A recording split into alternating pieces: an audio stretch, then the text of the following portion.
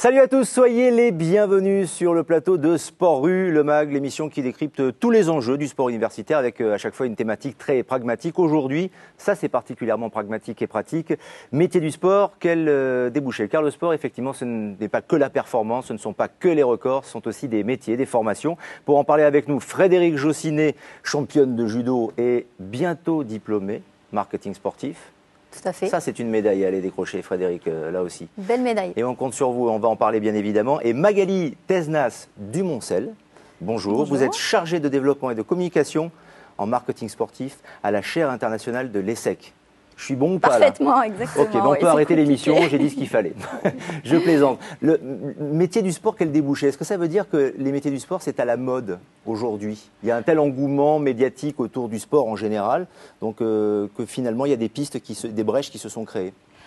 Alors à la mode, c'est peut-être pas... oui, c'est vrai qu'on en entend beaucoup parler dans les médias et le sport est très médiatisé. Moyennant quoi, ça fait de longues années qu'il fait partie...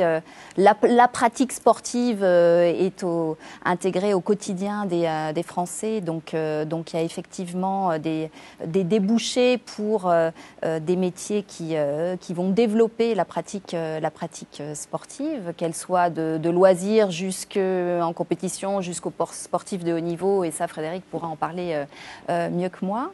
Et puis il y a effectivement tout ce que l'on appelle le sport business, avec face à tous ces grands événements sportifs et les foules qu'ils attirent et l'émotion qu'ils génèrent, énormément d'industries qui se sont développées. Ça veut dire que ça concerne le marketing, le commercial, tout ce qui peut s'apparenter aussi à l'événementiel autour du sport. Voilà. Enfin, voilà. Tout à fait, effectivement. Tout ce qui est collatéral au sport et à la performance finalement, quoi. Exactement, la mise en exergue effectivement de tous des sportifs, des événements, et puis tous les entreprises et les industriels qui se sont emparés aussi du sport pour comme levier de stratégie d'entreprise et pour aller défendre leur marque, leurs valeurs. Et le sport est un vecteur extrêmement valorisant pour de nombreuses marques et de nombreuses entreprises, voilà, au travers des médias.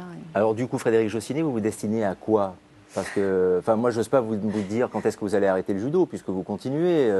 Vous êtes bardé de titres, vous avez l'un des plus beaux palmarès du judo français. Donc, vous avez déjà pensé très tôt à ce qu'on pourrait appeler une reconversion naturelle, finalement, dans le domaine du sport? Non, honnêtement, très tôt, non. Parce que moi, j'ai incorporé l'INSEP, donc entre guillemets l'usine à champions. Comme beaucoup d'ailleurs, hein. Exactement, comme beaucoup de judokas, de basketteurs. Tony Parker est passé par l'INSEP aussi, par exemple. Et en même temps, en ayant un parcours finalement scolaire, universitaire, un petit peu à l'écart des gens de mon âge, hein, finalement. Et du coup, ce qui se passe en tant que sportif, c'est vrai qu'on a un double projet. Souvent, on parle de double projet en sport parce qu'on a le projet sportif, mais on a aussi... forcément le projet universitaire et de toute façon en ligne de mire avec une reconversion derrière. Donc moi j'ai incorporé l'ESSEC, donc la promo avec Magali en 2007. Il me reste ma thèse à soutenir pour être diplômée et c'est vrai que maintenant, à 33 ans, il est temps de préparer aussi l'avenir et de faire une belle reconversion. Mais pour faire quoi alors avec ce diplôme en marketing? Vous vous destinez à quoi? Vous avez déjà une idée du métier? Souvent, les sportifs se rapprochent de leur fédération ou de leurs univers. Donc, est-ce que ça veut dire que vous allez, je sais pas, développer le marketing à la fédé de judo? Pas forcément. Non. J'allais dire peut-être, mais pas forcément. Moi, justement, j'ai voulu incorporer finalement ce master pour avoir un petit peu plus d'ouverture. Peut-être pas justement rester dans ma fédération. Pourquoi pas y rester, mais justement avoir d'autres horizons et d'autres solutions. Connaître le nom de l'entreprise, premièrement, et puis me rendre plus performante, justement, au sein d'une entreprise. Donc, je crois que c'est finalement préparer son avenir sereinement. Et peut-être, justement, moi, je me destine plus pour l'instant à une entreprise privée que... travailler au sein de ma fédération. Bon, en tout cas, ça va vous ouvrir des portes. Magali Tesnas Dumoncel, est-ce qu'il faut avoir été sportif? Pas forcément de haut niveau, ça peut aider si Frédéric en est le meilleur exemple, mais est-ce qu'il faut avoir été sportif pour travailler dans les métiers du sport? Non, Non, bien sûr, c'est ce que je dis souvent aux sportifs de haut niveau. Ils ont la chance d'avoir fait quelque chose que nous, qui n'avons pas été sportifs de haut niveau, ne pourront jamais faire, c'est-à-dire avoir une double carrière, celle de sportif de haut niveau et puis celle de futurs responsables en entreprise. Donc ils ont beaucoup de choses. Donc ils ont un bagage supplémentaire, pardonnez-moi, par rapport à ceux qui ont un cursus classique. C'est-à-dire oui, le fait d'avoir connu ils ont vécu des choses grandes émotions. Ils ont vécu des choses extraordinaires. J'ai eu la chance d'être à Pékin avec Frédéric. C'est pas forcément un souvenir le plus joyeux pour elle, mais c'est des choses aussi qui construisent. Enfin, je précise quand même pour les néophytes qu'elle est vice-championne olympique, vice-championne du monde, triple championne d'Europe, multiple championne de France, tournoi de Paris, combien de fois 4-5 fois peut-être. Voilà. Enfin, on ne compte plus parce que ça suffit. Au bout de 2, on arrête. Et donc des expériences qui, c'est clair, forgent un caractère, forgent une pugnacité, autant de valeurs en fait qui sont très recherchées effectivement en entreprise, puisqu'il y a une réelle synergie entre les valeurs dont ont besoin les sportifs de haut niveau et celles que l'on recherche dans l'entreprise. Donc non, évidemment, ce ne sont pas que les sportifs de haut niveau qui mais les sportifs du dimanche, il faut avoir pratiqué un peu le sport quand même pour travailler dans les métiers du sport ou c'est vrai qu'on retrouve quand même dans les métiers du sport des gens qui ont effectivement une attirance et une appétence pour le sport, qui le pratiquent, mais on le pratique tous plus ou moins. C'est quand même rare de trouver des gens très réfractaires au sport, ça arrive, mais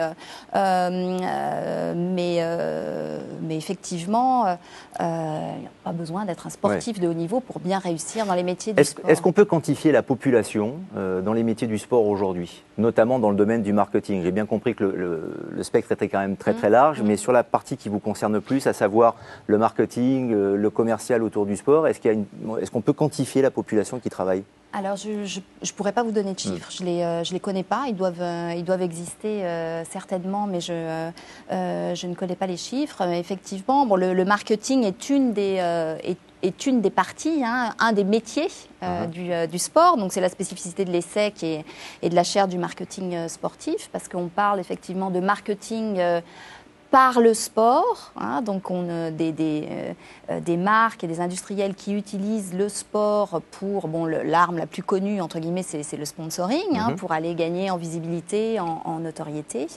Et puis il y a aussi le marketing du sport, où là, effectivement, c'est ce que vous proposiez à Frédéric, elle aille mettre toutes ses compétences acquises en marketing sportif pour sa fédération sportive. C'est vrai que le monde fédéral français a besoin, effectivement, de développer son sport, ses sports, et avec des techniques propres au marketing. Frédéric Jossinet, ça aide d'être sportif de haut niveau et de l'avoir été quand vous exercerez après que vous ayez eu votre diplôme.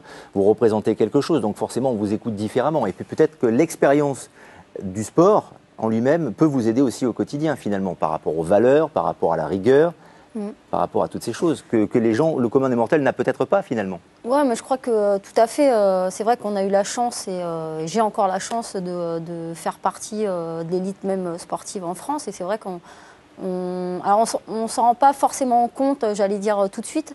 Moi, justement, l'école m'a permis de prendre du recul par rapport à ce que je vivais au quotidien, et de m'apercevoir aussi que j'avais des réelles connaissances, vraiment tout au long de ma carrière. J'avais appris beaucoup de choses à travers mon sport, à travers Par exemple que ça soit justement sur le sponsoring, sur les notions de partenariat, sur le développement même au sein de sa fédération, alors que je savais exactement les méthodes qui étaient employées, mais je ne l'ai pas appris, ce n'était pas un discours de la fédération de m'apprendre, mais je l'ai vécu à travers ma fédération, donc c'est quelque chose que j'ai appris.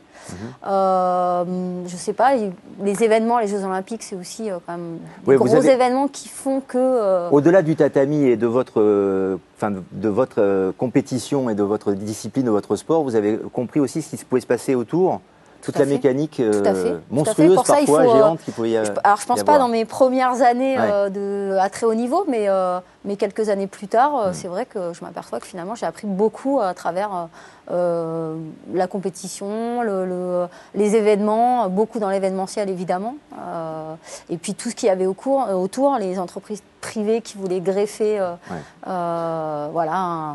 Faut avoir quand même un sens de la curiosité quand même pour s'ouvrir à ça, parce que parfois les sportifs sont aussi enfermés dans leur monde, dans leur sport, c'est assez consanguin finalement, et le fait de s'ouvrir aussi à d'autres choses tout en menant une compétition, ça dénote quand même certaines qualités. Ouais, moi je crois qu'il faut avoir en effet, faut être ouvert, un souci d'ouverture aussi. Moi, c'est ce qui me plaît aussi. Hein. C'est pour ça que j'ai fait aussi, que je suis passée par l'ESSEC, mais il faut avoir certainement aptitude et puis une certaine maturité. Je crois que quand on est jeune sportif, c'est vrai que entre guillemets, on a un peu la tête dans le guidon et on voit que la performance. Et puis au fur et à mesure des années, finalement, on prend conscience de tout ce qu'il y a autour et on s'aperçoit que le sport génère beaucoup d'autres choses et pas que le sport en lui-même et pas que la performance, heureusement.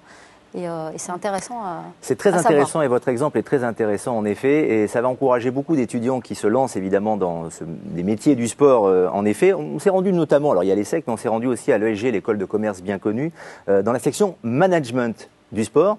Regardez ce que ça donne, il y a beaucoup de passionnés. C'est un reportage d'Adrien Toubiana.